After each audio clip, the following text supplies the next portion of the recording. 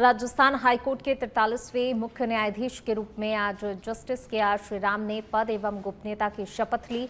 राजभवन में आयोजित हुए भव्य समारोह में राज्यपाल हरिभाऊ बागड़े, किसनराव बागड़े ने उन्हें पद और गोपनीयता की शपथ दिलाई है। शपथ ग्रहण समारोह में मुख्यमंत्री भजनलाल शर्मा, डिप्टी सीएम दिया कुमारी और प्रेमचंद बैरवा के साथ ही कैबिनेट के कई मंत्री भी, राजस्थान हाईकोर्ट जोधपुर और जयपुर के सिटिंग जज भी मौजूद रहे।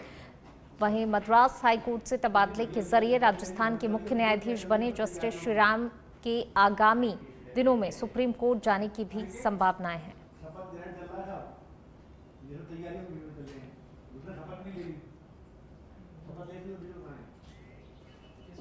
और चलिए इसी बीच रुक करेंगे अगली खबर का। जयपुर से खबर आपको बता रहे हैं, नई राजस्थान टाउनशिप पॉलिसी 2024 को मिली मंजूरी। मुख्यमंत्री भजनलाल शर्मा की अध्यक्षता में कैबिनेट बैठक में मंजूरी दी गई है। विकसित राजस्थान 2047 लक्ष्य के तहत शहरों के व्यवस्थित विकास की दिशा में एक बड़ा कदम इसे माना जा रहा है। हर टाउनशिप में 7% पार्क और खेल मैदान, 8% सुविधा क्षेत्र अनिवार्य हैं। सभी योजनाओं में हरित क्षेत्र और जल पुनर्चक्रण व्यवस्था अनिवार्य की गई है।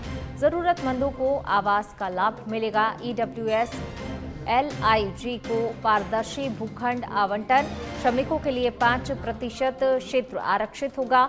उद्योगों के पास ही घर डेवलपर्स होंगे। जवाबदेही और 2.5% भूखंड रहन रखने का प्रावधान किया गया है। RWA को ट्रांसफर तक की जिम्मेदारी दी गई है। लंबित विकास को बढ़ावा, बहुमंजिला इमारतों का प्रोत्साहन, फ्लैट, समूह आवास, मिश्रित भू उपयोग समेत एकीकृत योजनाओं का लाभ मिलेगा। शहरी क्षेत्रों में सेक्टर रोड निर्माण व कमर्शियल पट्टी को बढ़ावा मिलेगा। सौर व पवन ऊर्जा संयंत्रों को प्रोत्साहन, आसान भूमि प्रावधान, जल स्रोतों के संरक्षण के लिए बफर जोन अनिवार्य किया जाएगा।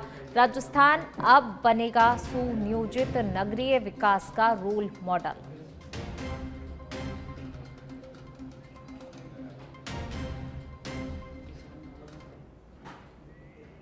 चलिए बढ़ेंगे आगे, बात अगली खबर की। पटवारी भर्ती परीक्षा 2021 में नॉर्मलाइजेशन को लेकर सुनवाई पूरी। हाईकोर्ट ने सुनवाई पूरी करने के बाद फैसला सुरक्षित रखा है। जस्टिस पुष्पेंद्र भाटी और जस्टिस सुनील बेनीवाल की बेंच ने सुनवाई की है। मामले में एक्सपर्ट्स की कमेटी गठित करके नए फॉर्मूले से नॉर्मलाइजेशन करने की मांग की। अपील में एकल पीठ के फैसले को चुनौती देते हुए मामले में की मांग अपीलकर्ताओं की अधिवक्ता रघुनंदन शर्मा और अक्षता गुप्ता ने कहा कि परीक्षा 4 शिफ्ट में हुई थी। भर्ती की विज्ञप्ति में नॉर्मलाइजेशन की बात नहीं थी, लेकिन राजस्थान कर्मचारी चयन बोर्ड ने लिखित परीक्षा के बाद कर दिया नॉर्मलाइजेशन, जिससे चौथी शिफ्ट में सबसे कम मात्र 11% अभ्यर्थी सफल हुए।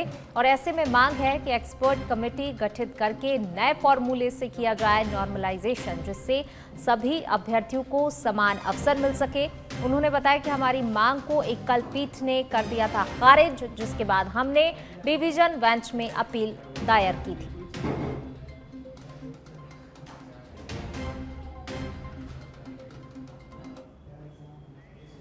चलिए बढ़ेंगे आगे, बात अगली खबर की। झुंझुनू के उदयपुर वाटी से खबर आपको बता रहे हैं, कांग्रेस प्रदेश अध्यक्ष गोविंद सिंह डोटासरा का स्वागत।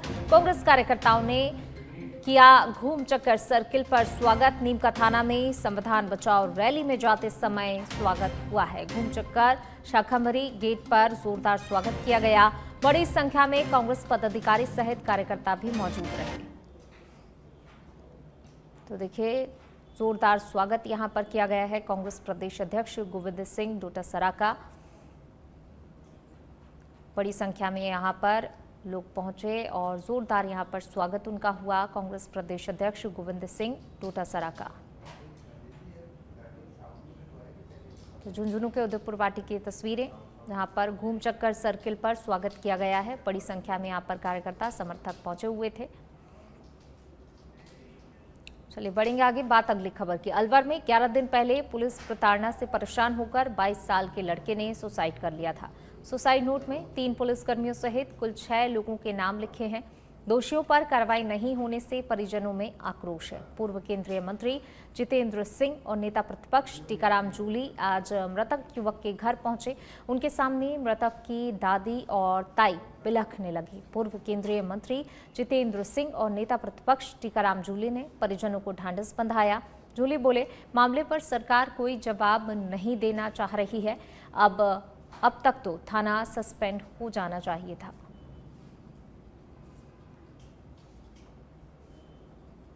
की बात कर लेंगे, लेकिन मैं ये कहना चाहूंगा कि यहाँ के जो माननीय विधायक हैं, यहाँ के जो माननीय सांसद हैं, यहाँ के और भी जो नेता हैं भारतीय जनता पार्टी के, उनको आगे पहल लेते हुए इस तरह का जो मामला हुआ है उसके ऊपर उनको कार्रवाई करनी चाहिए थी। उनको इंतजार नहीं करना चाहिए कि कांग्रेस पार्टी या दूसरा कोई दल है या दूसरा कोई समाज के लोग इस बात को उठाएं।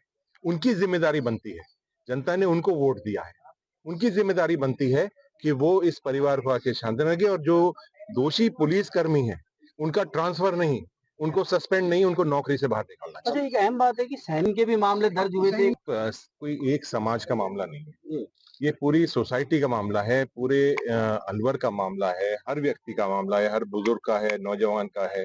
ये सिर्फ कोई आप एक समाज से नहीं जोड़ सकते। चलिए इसी कड़ी में रुक करेंगे अगली खबर का। आईपीएस निश्चय प्रसाद ने पदभार संभाला है। राज्यपाल हरिभाऊ बागड़े के परिसहाय के रूप में पदभार संभाला है। राज्यपाल बागड़े के परिसहाय के रूप में ग्रहण किया है पदभार। राज्यपाल ने आईपीएस निश्चय प्रसाद को शुभकामनाएं भी दी। राज्यपाल के परिसहाय के रूप में पदभार ग्रहण किया है आईपीएस निश्चय प्रसाद ने अपना पदभार संभाला है और इस दौरान राज्यपाल ने उन्हें शुभकामनाएं भी दी।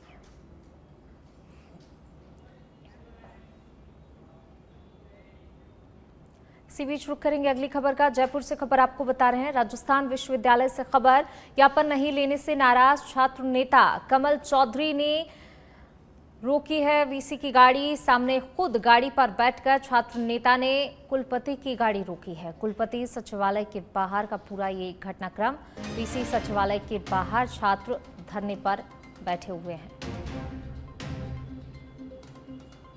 कुलपति सचिवालय के बाहर का ये पूरा घटनाक्रम है जहां पर गाड़ी को इन लोगों ने रोका है। वीसी सचिवालय के बाहर छात्र धरने पर बैठे हुए हैं।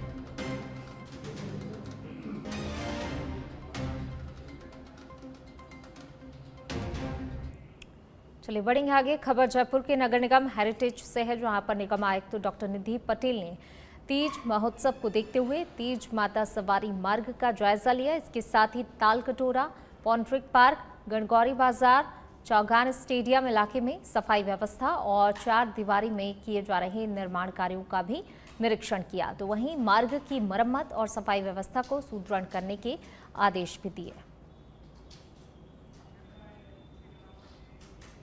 चलिए खबर झुंझुनू से जहां पर मातृ एवं शिशु स्वास्थ्य सेवाओं से जुड़ी आशा सहयोगिनियों ने जिला कलेक्ट्रेट पर प्रदर्शन किया। बड़ी संख्या में जुटी आशाओं ने सरकार और स्वास्थ्य विभाग पर उपेक्षा का आरोप लगाते हुए कलेक्टर के नाम ज्ञापन सौंपा है। उन्होंने 10 सूत्रीय मांगों को शीघ्र लागू करने की मांग की है। आशाओं का कहना है कि उनसे मूल कार्य के अलावा टीबी सैंपल, आयुष्मान योजना, पंचायत सर्वे और डिजिटल ड्यूटी जैसे अतिरिक्त कार्य लिए जा रहे हैं, जिनके लिए ना मानदेय मिलता है और ना ही प्रशिक्षण समय पर भुगतान नहीं होना। 10% बढ़ोतरी का अटका रहना और डॉक्टर एएनएम द्वारा उत्पीड़न भी प्रमुख मुद्दे रहे। उन्होंने न्यूनतम 26,000 मानदेय तय ड्यूटी समय और मानसिक प्रताड़ना से बचाव की मांग की है। चेतावनी दी कि मांगे नहीं मानी गई तो जिले भर में बड़ा आंदोलन भी होगा। संगठन इसलिए इकट्ठा हुआ है कि हमें सरकार इतना नीचा गिराने के ऊपर उतर चुकी है कि हमें सिर्फ मातृ मृत्यु और शिशु मृत्यु की दर की कमी लाने के लिए हमें लगाया गया था, लेकिन आज हमें लोगों के घर घर जाकर और बलगम लाने के लिए भी पाबंद किया जा रहा है। तो जो बलगम अपने बच्चों का नहीं उठा सकते वो गांव-गांव बलगम कैसे उठाएंगे? ये काम हमारा नहीं है। हमें ट्रेनिंग भी नहीं दी गई। उसके बावजूद अगर हम बलगम लेकर पीएससी या सीएससी पे जा रहे हैं तो वहाँ पर आशाओं को ऐसे भी कहा जा रहा है कि इस बलगम को आप लोग मिक्स भी करो, तो ये हमारा काम नहीं है। इसलिए हम सब बहनों ने एकता के साथ यहाँ कलेक्टर साहब को ज्ञापन देने के लिए इकट्ठे हुए हैं। आज चलिए बढ़ेंगे आगे, बात अगली खबर की। राजस्थान की राजधानी जयपुर ने एक बार फिर अंतर्राष्ट्रीय मंच पर अपनी ऐतिहासिक और सांस्कृतिक विरासत का डंका बजाया है। प्रतिष्ठित travel leisure world best award 2025 में जयपुर को दुनिया के शीर्ष 5 पर्यटन शहरों में शामिल किया गया है। इस गौरवपूर्ण उपलब्धि पर उप मुख्यमंत्री एवं पर्यटन मंत्री दिया कुमारी ने इसे प्रधानमंत्री नरेंद्र मोदी की दूरदृष्टि और मुख्यमंत्री भजनलाल शर्मा के नेतृत्व में राज्य सरकार द्वारा किए गए सतत प्रयासों का प्रतिफल बताया है। दिया कुमारी ने कहा कि ये केवल जयपुर ही नहीं बल्कि पूरे भारत के लिए गर्व का विषय है। पर्यटन के क्षेत्र में जो योजनाएं और निवेश किए जा रहे हैं, उन्होंने राजस्थान को वैश्विक नक्शे पर मजबूती से स्थापित किया है। तो वहीं पर्यटन विभाग की कार्यशैली की सराहना करते हुए कहा कि संस्कृति संरक्षण, अवसंरचना विकास और आधुनिक सुविधाओं को सुदृढ़ करने वाली योजनाओं के कारण आज राज्य को ये सम्मान मिला है। डेस्टिनेशन का दर्जा दिया है तो बहुत खुशी की बात है कि भारत में किसी और सिटी को नहीं मिला, जयपुर को मिला है। इससे पहले एक बार उदयपुर को भी मिला था। तो जयपुर हमारे भारत में प्रेफर्ड डेस्टिनेशन की अगर हम बात करते हैं ग्लोबली, तो उसमें राजस्थान की कोई ना कोई राजस्थान का शहर हमेशा होता है। ये बहुत गर्व की बात है हम सब के लिए, और इसी के साथ हम सबका कर्तव्य भी है, दायित्व भी है कि एज ए नागरिक, एज ए सिटीजन हम अपना भी दायित्व निभाएं।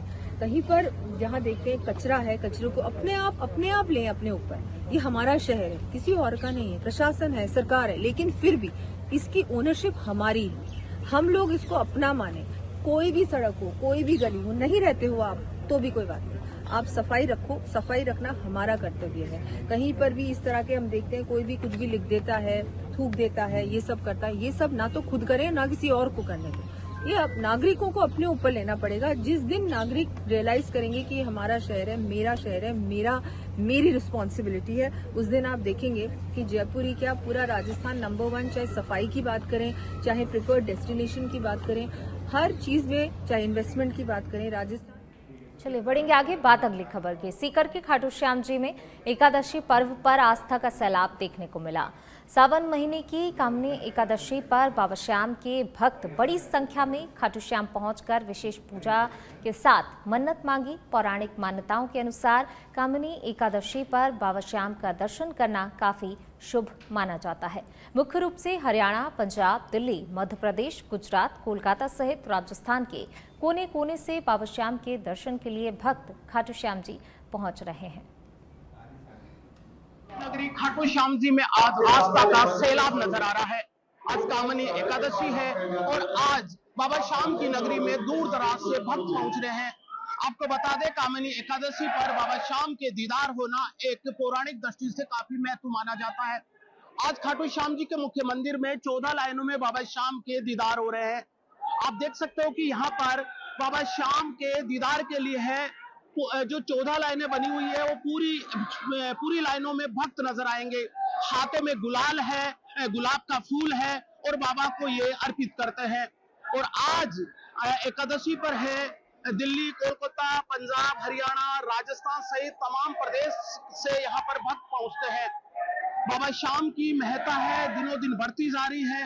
ऐसे में यहाँ पर है तमाम जो समुचित प्रबंध भी किए गए हैं। आज के दिन बाबा श्याम का दर्शन का एक अपना महत्व है। या मैं कैमरामैन से चाहूंगा कि आप बता दे, यहाँ पर आपको नजर आएंगे कि 2 अलग अलग लाइनों में अलग अलग यहाँ पर बाबा श्याम के दीदार के लिए है। भक्त जो है बाबा श्याम के जयकारे लगाते हैं और भक्त ये बताते हैं कि किस प्रकार से आज आस्था का सैलाब है। सभी के हाथों में आपको गुलाब नजर आएंगे, खिले हुए चेहरे, और बाबा श्याम को देखने की, एक झलक देखने की जो ये मनसा है वो आज बाबा श्याम के दरबार में आए हैं। जहां तक नजर जाएगी, जहां तक कतारें हैं, वहां पर पूरा का पूरा भक्ति का सैलाब नजर आएगा। यहाँ पर श्री श्याम मंदिर कमेटी है, वो अपनी पूरा प्रबंध कर रखी है। भक्तों के लिए है, पानी की व्यवस्था है, मेडिकल की व्यवस्था है, तमाम व्यवस्था है, वो आज मंदिर कमेटी की तरफ से समुचित प्रबंध किया गया है। आज सीकर जिला एसपी का बाबा श्याम के दीदार में दर्शन करने के लिए खुद जिला एसपी पहुंचे थे और उन्होंने यहाँ पर बाबा श्याम पर पूजा करके और अपने जिले के लिए कानून व्यवस्था और तमाम व्यवस्था दुरुस्त करने की यहाँ पर कामना की। आपको बता दें कि बाबा श्याम की नगरी खाटू श्याम जी में लगातार जो है भक्तों की संख्या बढ़ रही है। आज सच बेधड़क की टीम ने बाबा श्याम पर एकादशी पर जाकर विशेष कवरेज किया। यहाँ पर भक्तों का मानना है कि आज बाबा श्याम का चलिए बढ़ेंगे आगे। बांसवाड़ा संयुक्त निदेशक पशुपालन विभाग की अध्यक्षता में जिला कलेक्ट्रेट सभागार में पशु क्रूरता निवारण समिति की बैठक आयोजित की गई। इस बैठक में पशुओं पर होने वाले अत्याचारों की रोकथाम, अवैध परिवहन पर चर्चा की गई।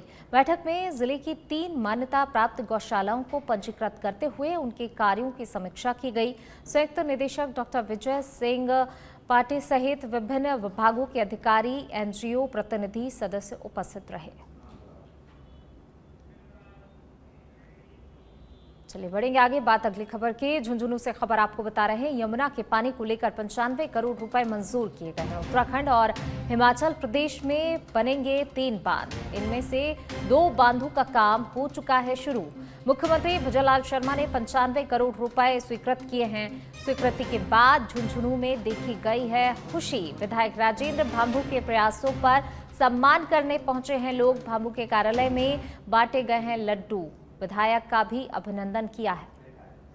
तो देखिए लोगों में खुशी है और मिठाई खिलाकर, मिठाई बांटकर यहाँ पर खुशी का इजहार किया जा रहा है कि लोग कितने खुश हैं। यमुना जल समझौते के तहत उत्तराखंड और हिमाचल में बनने वाले 3 बांधों में से 2 बांधों के लिए 95 करोड़ की राशि रिलीज की है।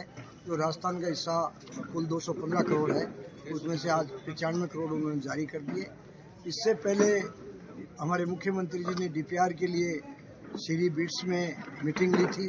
उसके 1 महीने बाद पंचकुला में यमुना जल बोर्ड के अधिकारियों से और हरियाणा के मुख्यमंत्री जी से बातचीत करके मतलब यूँ मानिए कि यमुना जल समझौता जो 1994 में हुआ था, जो कागजों में धूल चाट रहा था और कांग्रेस की पूर्ववर्ती सरकार 70 साल तक लोगों को गुमराह करके भोली भाली जनता को वोट बटोर रही थी, आज धरातल पर लाने का काम हमारे यशस्वी मुख्यमंत्री। चलिए बढ़ेंगे आगे। अलवर शहर के सदर थाना पुलिस ने दुष्कर्म के एक मामले में त्वरित कार्रवाई करते हुए आरोपी को गिरफ्तार कर न्यायालय में पेश किया। थाना प्रभारी रमेश सैनी ने जानकारी देते हुए बताया कि 25 मई 2025 को पीड़िता थाने पहुंची और शिकायत दर्ज कराई थी। मामला दर्ज होते ही पुलिस ने तुरंत ही जांच भी शुरू की और आरोपी यशवंत जाटव को गिरफ्तार कर लिया। आरोपी को न्यायालय में पेश किया गया, जहां से उसे जेल भेज दिया गया है।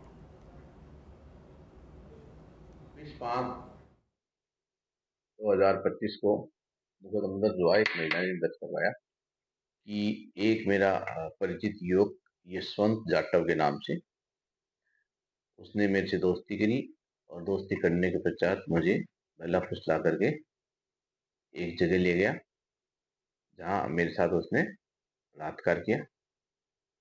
उक्त मुकदमे के अनुसंधान में आरोपी जसवंत जाटव को निवासी दिल्ली गेट पुराना शहर अलवर को गिरफ्तार कर लिया है और उसको न्यायालय में पेश किया जांच। चलिए बढ़ेंगे आगे। जोधपुर के लूणी से बड़ी खबर आपको बता रहे हैं। बारिश के पानी के हक को लेकर इकट्ठा हुए हैं 2 गांव के लोग। सर और फिंच गांव के लोग इकट्ठा हुए हैं। पानी को लेकर दोनों गांव के लोग आमने सामने हो गए हैं। दोनों गांव वालों के बीच बहस चल रही है। सुभद्रा माता सर भाकर के बारिश के पानी का ये मामला है, जिसको लेकर दोनों गांव के लोग आमने सामने हैं। विवाद अधिक बढ़ता देख लूणी पुलिस पहुंची है मौके पर।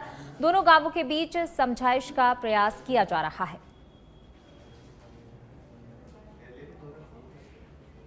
और अब खबर भरतपुर के नदवई के पिगौरा गांव से है, जहां पर खौफनाक वारदात सामने आई है। आपको बता दें कि दोनों भाइयों के बीच संपत्ति को लेकर कहासुनी हुई और देखते ही देखते विवाद इतना बढ़ गया कि बड़े भाई रिटायर्ड पुलिसकर्मी ने अपने छोटे भाई को गोली मार दी। परिजनों ने घायल को अस्पताल पहुंचाया, जहां पर इलाज के दौरान उसने दम तोड़ दिया। सूचना मिलते ही पुलिस मौके पर पहुंची और घटनास्थल का निरीक्षण कर सबूत जुटाए। आरोपी ने पूछताछ में बताया कि मृतक 27 साल पहले बढ़ चुकी पुश्तैनी संपत्ति में दोबारा हिस्सा मांग रहा था, जिसे लेकर कहासुनी हुई, जो कि हत्या में तब्दील हो गई। पुलिस मामले की गहन जांच में जुटी है।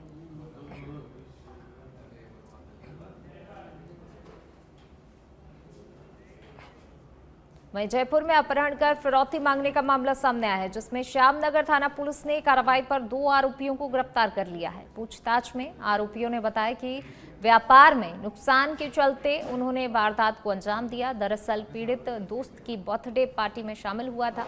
वापस लौटते समय 4 बदमाशों ने उसका अपहरण कर 20 करोड़ की फिरौती मांगी।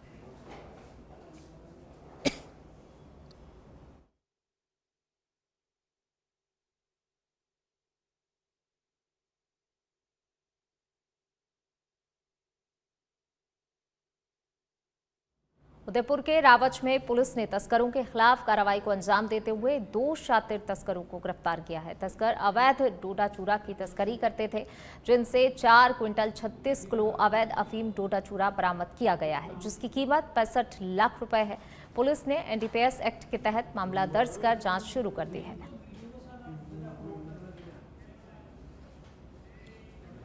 हनुमानगढ़ जिले में गोलूवाला पुलिस के खिलाफ महावीर नाम का व्यक्ति पेट्रोल की बोतल लेकर पानी की टंकी पर चढ़ गया और आत्महत्या की चेतावनी देने लगा। टंकी पर चढ़े महावीर सारस्वत का आरोप है कि कुछ दिन पहले कुछ लोगों ने उनके घर आकर मारपीट की थी, जिसका वीडियो भी उसने गोलूवाला पुलिस को दिया था और इसके बाद भी गोलूवाला पुलिस ने उसका मुकदमा देरी से दर्ज किया और अब कार्रवाई की बजाय गोलूवाला पुलिस ने उस पर और उसके परिवार पर ही झूठा मुकदमा दर्ज कर दिया। इस दौरान पुलिस प्रशासन के अधिकारियों ने महावीर सारस्वत से समझाइश की और निष्पक्ष जांच का आश्वासन दिया, जिसके बाद करीब 4 घंटे बाद महावीर सारस्वत पानी की टंकी से नीचे उतरा।